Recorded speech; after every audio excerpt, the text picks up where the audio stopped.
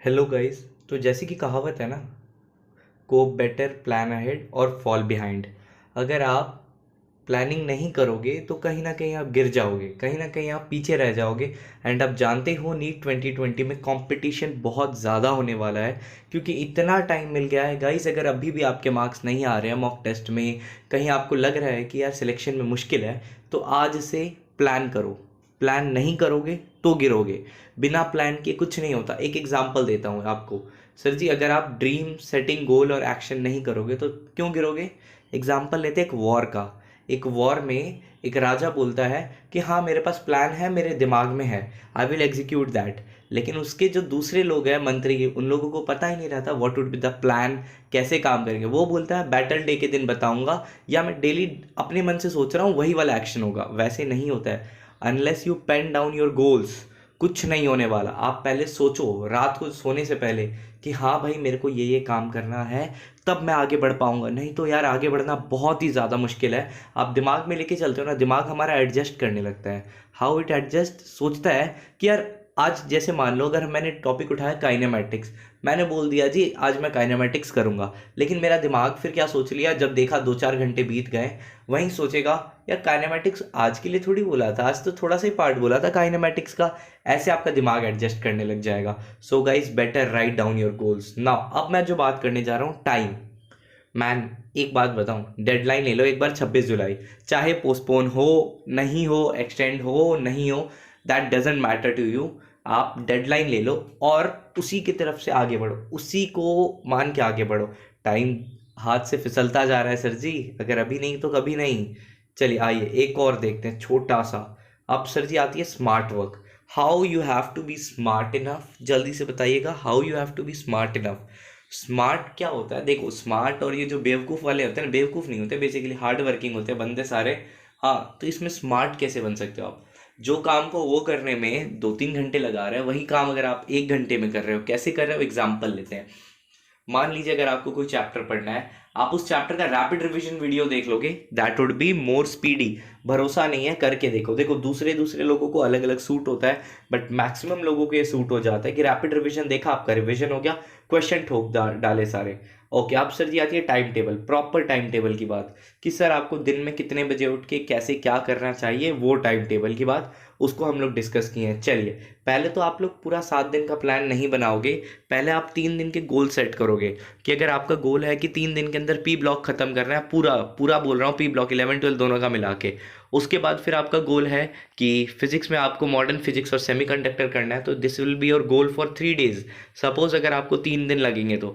और चौथा क्या जैसे और क्या लगा सकते हो आप लगाओगे बायो के ये 3 चैप्टर करने हैं, तो लिख लिया, इनको कहीं लिख लिया। बाकी ऐसे नहीं लिखोगे कि 7 से 8 ये करूंगा, 8 से 9 ये करूंगा।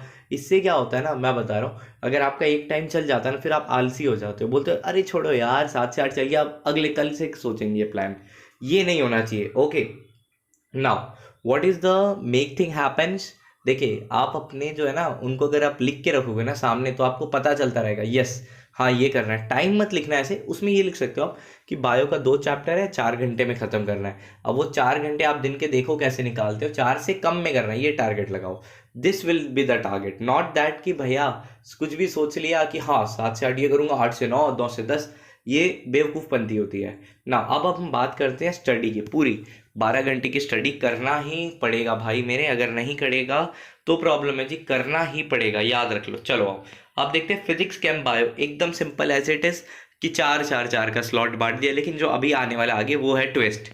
ठीक है, आप लोग क्या किए, आप लोग अपने पूरे दिन को स्लॉट्स में बांट दिए कि 3 स्लॉट है, अब 3 में मेरे को देखना है कि किसी स्लॉट में मैं ऐसे ज़्यादा ना पढ़ लूँ कि भैया मेरा दिमाग खराब हो जाए। चलिए, स्लॉट 1 में 12, रात 12 से दोपहर 12, इसमें ऑब्वियसली आप 6-7 घंटे सोओगे। सोओगे तो जो बाकी बचा हुआ टाइम है उसमें पढ़ना है आपको। सेकेंड स्लॉट क्या है, दोपहर 12 से शाम 6 तक। देन थर्ड इज शाम 6 से रात 12 बजे तक। अब इसको सेट कैसे करते हो, इधर 12 AM होता है जी, यहाँ थोड़ा सा आ गया, आ जाइए। नाउ स्लीप आपकी 7 आवर्स होगी, दिमाग में बिठा लो, उससे ज़्यादा नहीं सोना है, चाहे नींद आए या नहीं आए। ट्राई 6 आवर्स, बट 6.5, लाइक बोलते हैं ना, 6.5 घंटे या 7 घंटे सोना ही सोना है, क्योंकि फिर आप दिन में बोलोगे भैया नींद आ रही थी हम सो गए, वो नहीं होना चाहिए। बात और एटसेट्रा 1 घंटा लगेगा हार्डली।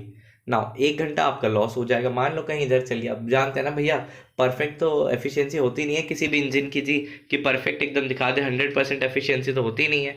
चलिए कोई बात नहीं ना। अब स्लॉट 1 देखना ध्यान से, सारे स्लॉट में क्या करना है आपको, मिनिमम 4 घंटे पढ़ाई करनी है। कैसे होगा वो भी आ रहा है आगे ना। देखो हार्ड वर्क सब करेंगे, आपको भी ऐसे लगे रहना पड़ेगा, लेकिन लगा रहना पड़ेगा, लाइक बोलते हैं ना सीट से नहीं हिलना पड़ेगा। चलो स्टार्ट फ्रॉम एक्सरसाइज और लाउड सॉन्ग्स। क्या बोलते हैं ये लाउड सॉन्ग क्यों लिख दिया? अरे अब ऐसा नहीं कि आप देखो सुबह से उठ के आप सुनने लग जाओगे एकदम लव रोमांटिक, तो थोड़ा नींद आ जाए, थोड़ा तड़क भड़क हो जाए यार। नहीं तो एक्सरसाइज कर लो यार थोड़ा, जब तक पसीना निकलेगा ना तो आपका नींद भाग जाएगा। क्योंकि नींद इज़ वेरी इंपॉर्टेंट, कि भैया नींद आ रहा है ठीक है, वेरी इंपॉर्टेंट, उसको भगाना is also very important. Now 1 घंटा स्टडी, 10 मिनट का ब्रेक। चलिए आइए करते हैं। 1 घंटे की स्टडी और 10 मिनट का ब्रेक, ये चीज़ फॉलो करना है आपको। ये बिना फॉलो किए मत रहना। 1 घंटे का स्टडी देन ब्रेक लो। अगर आप 4 घंटे एक बार में पढ़ोगे सैचुरेट हो जाओगे, फिर पूरा दिन नहीं कर पाओगे। That's why I am telling you. चलिए आइए अब ये करते हैं।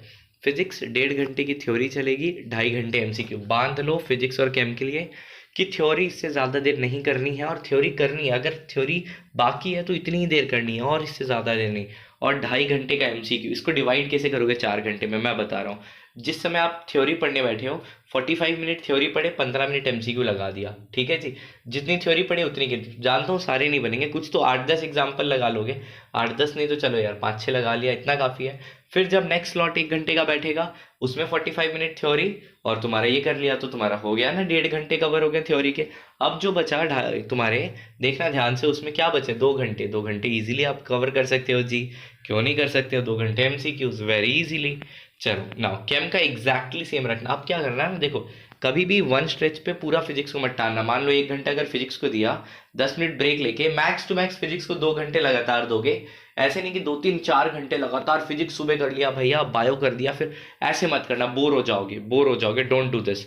बायो 2 घंटा एनसीईआरटी, 2 घंटा एमसीक्यू। और कभी बोर हो जाओ तो अनअकैडमी पे फ्री क्लास लगाता हूँ, आके देख सकते हो, नहीं तो पीडीएफ यहाँ से प्रोवाइड कर दूंगा। एंड गाइस डिस्क्रिप्शन में एक पीडीएफ है, ज़रूर चेक करना, एनसीईआरटी कंप्लीट रेफरेंस की, लोकोमोशन एंड मूवमेंट की। ऐसा पीडीएफ अपने ज़िंदगी में नहीं देखा होगा, मैं चैलेंज करता हूँ। और अगर अच्छा लगे तो ज़रूर कमेंट करके बताना। ना अब देखो यार, ऑनलाइन स्टडीज़ ना, आजकल ऑनलाइन का ज़माना तो है, बट क्या होता है, जो चीज़ आता है ना आपको, आप उस पर टाइम वेस्ट मत करो। मान लो अगर कोई टीचर आपको पढ़ा रहा है, आप उसको स्टार्टिंग से क्यों देख रहे हो यार? जो मेन टॉपिक आप उसको देख के निकल जाओ, क्योंकि आपको अपनी, अब बोलते हैं ना, अपनी प्यास बुझानी है। टीचर के लिए नहीं बैठे रहना है कि टीचर जी पढ़ाए जा रहे हैं, कुछ भी 2 घंटे का 4 घंटे का हम देखे जा रहे हैं कि हाँ भाई अभी आएगा वो टॉपिक, अभी आएगा, वो मत करो आप। ठीक है, अब आता है सर जी क्वेश्चन मार्क। क्या चीज़ आया क्वेश्चन मार्क पे, कि भैया हम लोग टेस्ट वेस्ट कैसे दें और प्रैक्टिस कैसे करें। देखो बायो फिजिक्स केम का एकदम 12 घंटा पूरा बताया मैंने, डिटेल ब्रेकडाउन। अब सर जी बारी आती है रिवीजन की। देखो रिवीजन क्या करना है आपको, एकदम लिख लेना है कि हर fourth day will be your analysis day. मतलब क्या होता है, रिवीजन टाइप्स, कि भैया जितने एमसीक्यूज आपने बनाए, मान लो यार बायो का जिस चैप्टर को पढ़ा था उसके एमसीक्यू बनाए थे, और जो गलत हुए थे आपको उसने सर्कल कर दिया था, या फिजिक्स के जो थे जिसमें आपने पीछे से सोल्यूशन देख के बनाया था उसको सर्कल किया था, आज वो फोर्थ डे चेकअप होगा, उस चीज़ का चेकअप होगा कि हाँ भैया कि क्या क्या गलती थी, निकालूंगा, गलती निकल जाएगी, हो गया ना। तो देखो अल्टीमेटली हर फोर्थ डे आपका रिवीजन हो जा रहा है, कि भैया जिससे कि आपके पुराने टॉपिक नहीं छूट रहे हैं। और देखो भाई 2 महीने कोई भूल नहीं जाओगे पढ़ाई, मेरे को पता है, 4 दिन के बाद रिवीजन करोगे सही रहेगा। और जो वीकली मॉक टेस्ट होते हैं आपके, अगर कोई ज्वाइन करके रखे हैं तो बढ़िया बात है, नहीं तो खुद से दो। बट एक चीज़ याद रखना कि प्रीवियस ईयर और जो नया जो मॉक होता है उसमें डिफरेंस आते हैं मार्क्स में, क्योंकि प्रीवियस ईयर के क्वेश्चन आपके देखे हुए रटे हुए क्वेश्चन है, बट जो नए वाले हैं वो देखे हुए नहीं है जी। तो टेस्ट का तो लिख दिया ना मैंने आपको कि टेस्ट कैसे देना है जी, वेरी इजीली अब आप टेस्ट समझ पाओगे कि हाँ जी आपको कब टेस्ट करना है। और अगर ज़्यादा ही है मन में तो आप क्या कर सकते हो, फोर्थ डे के दिन रिवीजन जरूर करना, उसके बाद टेस्ट भी देना। समझ आ गई ये बात? ओके ना। एक बात फन फैक्ट बताऊं क्या, एक एक फन फैक्ट बताऊंगा सिर्फ, कि यार 15 लाख एग्जाम तो दोगे, सीट तो बहुत कम के लिए है, मतलब सिलेक्शन के लिए। अल्टीमेटली बता रहा हूँ, अगर आप स्टेट कोटा से बोलो, कहीं से भी बोलो, कि रैंक आपको अंदर, लाइक बोलते हैं भैया कि 30,000 के अंदर, 40,000, डिपेंड करता है आपका स्टेट कौन सा है। ठीक है, सीधी बात है, स्टेट कौन सा है, स्टेट कोटा भी मैटर करता है, all India quota obviously do matters, and state. और इस बार क्या हो रहा है ना, कंपटीशन टफ हो सकता है। So guys prepare yourself with the best. Sir अब तो राइट डायरेक्शन में ही जा रहे होगे यार, और अगर कोई भी डाउट है तो आपका भाई बैठा है यार, आप बताओ कौन सी टॉपिक पे वीडियो चाहिए, कि क्या चीज़ नहीं समझ आ रहा, I will definitely help you with that. Okay, basically देख, आगे बढ़ना है, रुकना, वो रो के रुकना नहीं है यार, कि आप रो के रुक जाओगे यार कि बस हो गया अब और नहीं कर सकता मैं, वो मत कर। So guys, thank you so much यार फॉर द पेशेंस हियरिंग। कोई प्रॉब्लम हो, आपका भाई का इंस्टाग्राम दिया, टेलीग्राम दिया, सब कुछ दिया, लिंक चेक कर लो और आ जाओ जल्दी से।